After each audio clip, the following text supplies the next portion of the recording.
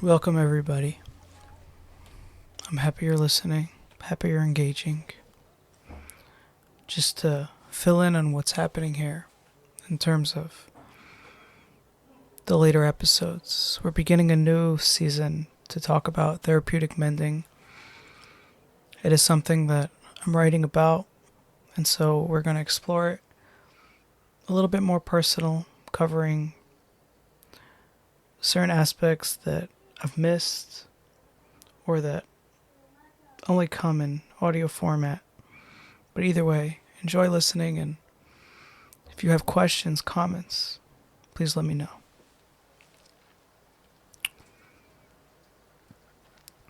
There are perhaps two primary classes of individuals that may be in need of therapeutic mending, right? So we're going to categorize immediately. We have two classes.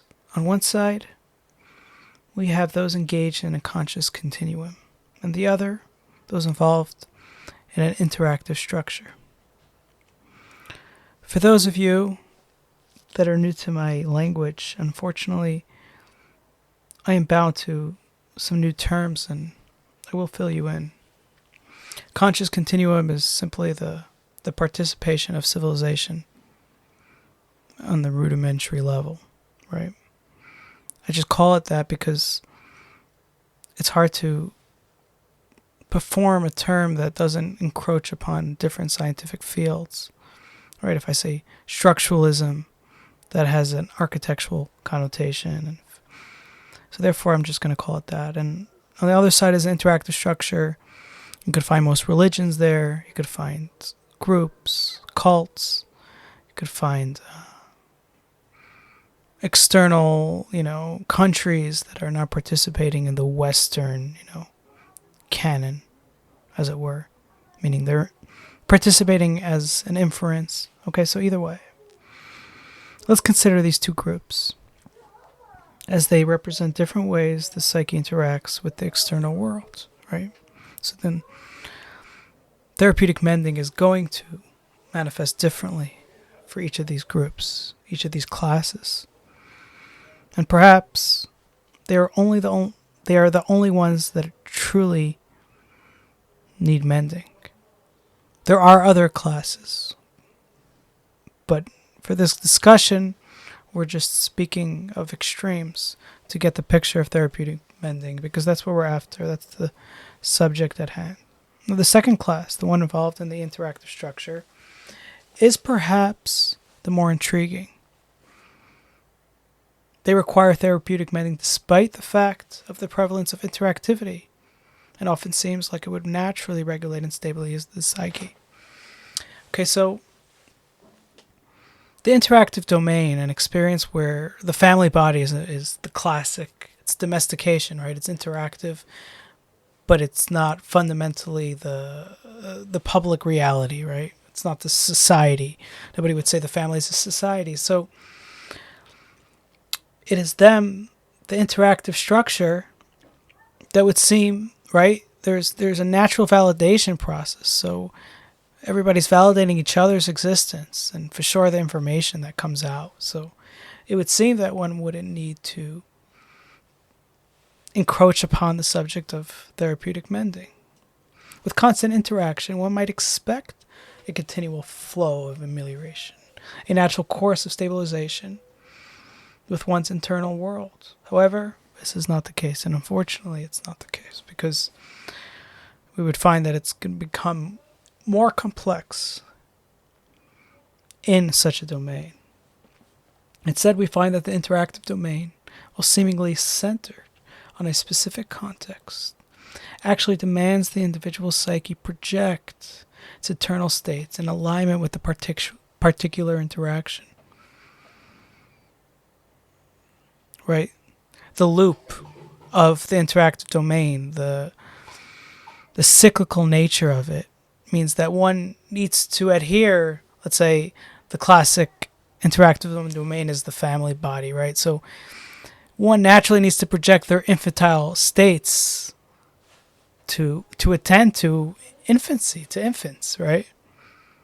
They're forced in that direction, right? They're compelled there It's not a choice of matter. It might not necessarily be the need at the moment. The psyche does not retract in a healthy, self-regulating manner. Rather, it contracts based on the immediate interactive context. As a result, personal experience becomes secondary or even unnoticeable, all within the bounds of interaction. The very momentary interest of external sociality becomes the dominating factor, leaving one blind to their internal experience. Internal with an eye. Within themselves, right? It's not internal like a futuristic thing, because it actually leaves the second one goes to the public realm, or at least when they go properly into the public realm. What we see here is the external domain, whether social or relational, takes on a vitality of its own, and it shapes the psyche's engagement. The interaction becomes so central and effectively erases any personal nuance. This dynamic demands that the psyche continually adjust, recalibrate, and even repress its unique internal interactive experience, only merely to align with the external world's expectation, that of the interactive domain. What we expect of you, fatherhood, husband expectation, motherhood, wife expectation, right? That's the classic interactive domain. But for religions, we could draw up a list of expectations based on any interactive domain. One could argue that therapeutic mending may not even be necessary within such a domain. The structure, perfectly executed, it might not be the case. The interactivity that energizes the psyche world may be irrelevant in terms of its personal significance. The interaction becomes safe, in a sense detached from existential relevance. You see where we're arguing now? Instead of needing to deal with the personal interactivity that has nothing to do with this domain, instead we created a safe space so that it might not be necessary, for there's no exposure and thus no need. You found safety. The individual psyche is repressed and reorganized so that the genuine personal experience does not disrupt the flow of interactivity. We found the perfect safe place, and so there's no need to deal with reality nor with the personal realm. But there's an underlying issue. The very nature of interactive domains can lead to disruption. While they offer refuge from universal interactivity and personal interactivity, they cannot escape the limits of their own internal structure. The tension, the boundary between the interactive domain and the larger world, that of religion and that of public, creates the need for mending. The experience becomes costly, especially when it encounters the parameters of that specific domain, and especially as it relates to universal reality. In much the same way that a simulation will remain undisturbed unless the boundary is broken. The interactive experience only truly becomes complex when the system's integrity is compromised. Let's take love, for example. During the experience of love, the interactive domain of love itself is not disruptive. It's rather performative and digestible. It doesn't jar the psyche or force it into a state of disarray. It's only when that domain is threatened, right? It's only when love becomes the threatening figure that the interactivity becomes existentially charged. The disintegration of love. It stirs up all sorts of erratic, chaotic interactivity. And therapeutic mending is needed precisely at that point. It's not that love itself is the issue, but that the individual's relationship to the broader universe, their existential domain, becomes a chaotic battleground. Therapeutic mending, then, is required because the interactivity which emerges at this stage is no longer coherent or grounded in the present moment. Instead, it's a hodgepodge of erratic, disjointed experiences from the past. Each part of the psyche's interactive history demands prominence, without any real order or hierarchy. When there's a structural system, when there's a scheduled orientation, when reality is as one expects, the interactivity of the normal day-to-day activity is going to be in sequence with that order. The individual is left to deal with an overwhelming flood of conflicting experiences, each vying for attention, none of them integrating smoothly. This is where the therapeutic mending can step in. To take all these disparate, erratic parts of psyche and reassemble them in a coherent, sequential manner. It's as if we're piecing together a puzzle where each erratic interactive aspect must be realigned into its proper place. Without such a process, these chaotic elements would continue to disrupt the psyche, forever pulling attention away from the present moment.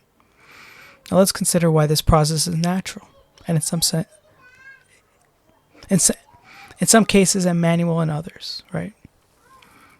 When someone is deeply embedded in an interactive domain, say in love, right? The interactivity of that domain naturally works to align the psyche. The present moment, the intensity of the experience, brings everything into a certain harmony. Right? The specific interactivity of that domain gives credence to all other, hateful or resentful aspects of interactivity and subdues them. Like the ancient proverb noted that when there's love, nobody sees the hate. Only after do we notice the already brimming hate that coincides with all emotion, with all unity of emotion. The psyche is automatically guided to integrate its interactive demands all under the umbrella of that domain. It doesn't require conscious effort, all because the contextual structure of love creates a guiding force. And when someone exits that domain, when they move away from love or from any structured domain, they become exposed to a far broader landscape of interactions. In this case, manual intervention becomes the necessity, all to reign in the chaos. The individual has to consciously integrate these varying experiences and mold them into a coherent narrative. And when they fail to do so, when they fail to mend at that point in time, they could essentially be stuck for years on end. Perfect for if there's a possibility of the romance to be recreated, but terrible for the functionality of continuing life. Without this effort, without the effort of consciously performing the mending process, they risk falling into erratic, fragmented interactivity, pulled in every direction by the vast, undefined social and existential landscape which surrounds them. The key difference here is the level of contextual regulation. In love, for instance, there's an implicit structure, a set of boundaries that help guide the experience. There's an understood social framework that regulates how love unfolds. This context prevents the experience from becoming disordered. But once that context is lost, when love ends or when social norms no longer apply, the structure unravels. The loss of context opens the door to erratic interactivity. This is why therapeutic mending is a more deliberate type of activity, and it is needed when we leave structured domains or lose the social context that regulates our interactions. And I would put as a side note that it's actually what's needed all day. It's only that we have mechanisms to protect us. But it is rather the case that one should leave those mechanisms so they can take in the existential and personal realm that requires attention. The absence of context allows erratic, universal interactivity to flood the psyche. We are forced to confront it. When we stay within a regulated interactive domain, when we stay inside, in the comfort zone, in the safe zone, we avoid that chaos. To wrap up, it is possible to live within these structured interactive domains, yes. Always within the safe, regulated context, so that therapeutic mending is never needed. One can go a whole lifetime such as this. If one can always remain within these safe confines, they will never face the disruptive force of universal interactivity. But here's the catch.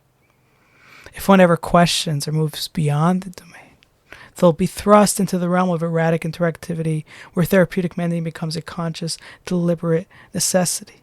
And I might add that if one ever had the experience at any point in their life, they can never find safety in these interactive domains. It's only if they're born and raised in these structures, because at some point or another, that memory will come to haunt them.